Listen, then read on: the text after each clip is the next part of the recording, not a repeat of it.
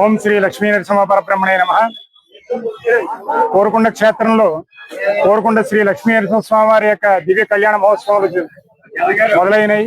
అందులో భాగంగానే మొదటిగా స్వామివారి యొక్క రథం బయటికి తీసుకురావడం జరిగింది. ఈ రోజు ఒక శుభముహూర్తాన్న స్వామివారికి ఈ రథానికి చక్కటి పూజలు జరిపించి అందరి సహాయ సహకారాలతోటి భక్తుల యొక్క సహాయ సహకారాలతోటి చక్కగా స్వామివారి యొక్క రథాన్ని మరమ్మతులు చేయడం కోసం బయటికి తీయడం జరిగింది. ఈ నెలాఖరి ఫిబ్రవరి 26ని అంకురార్పణ, పుట్టమున తెచ్చుట, అంకురార్పణతో మొదలయ్యి కార్యక్రమములు 27వ తేదీ పాల్గొన శుద్ధ ఏకాదశి రోజుని స్వామివారిని 12:09 సుందర అలంకారం చేసి ఈ రథం పైన ఆస్థానపరుస్తాము.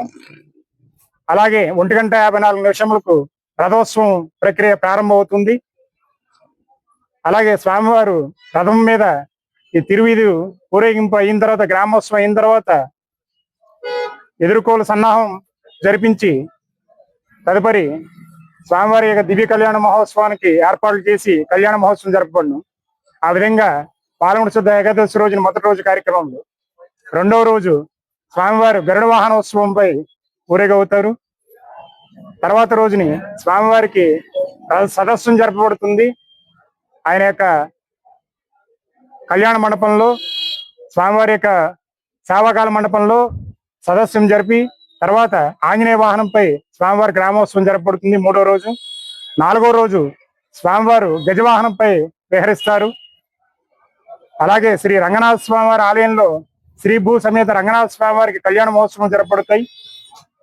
ఐదవ రోజు స్వామివారికి ఈ సంవత్సరం చంద్రగ్రహణం కారణంగా స్వామివారికి త్వరితగతినే నిత్యాపోసన చేసిన తర్వాత, నిత్యార్చన చేసి సేవాకాల తీర్థప్రసాద గోష్ఠి అయిపోయిన తర్వాత 7 గంటలకల్లా స్వామివారిని 2 పలకీలో శ్రీ లక్ష్మీ నరసింహ స్వామివారిని, శ్రీ భూ సమేత అనంతపద్మనాభ స్వామివారిని, చక్ర పెరుమాళ్ళని గిరి ప్రదక్షిణ పూర్వకంగా స్వామివారి దివ్య కళ్యాణ కోనేరు వద్దకి చక్ర స్నానం జరపడి అత్యంత త్వరితభరితన స్వామివారిని మళ్ళీ యథాస్థానంలో ఉంచుతాము.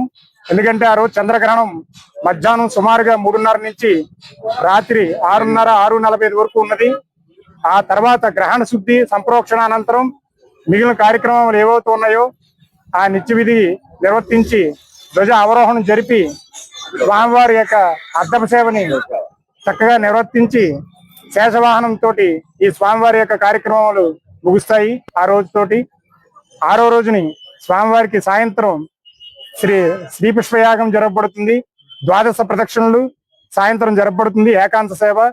దానితోటి ఈ స్వామివారి యొక్క కళ్యాణ మహోత్సవాలని పరిసమాప్తం అవుతాయి.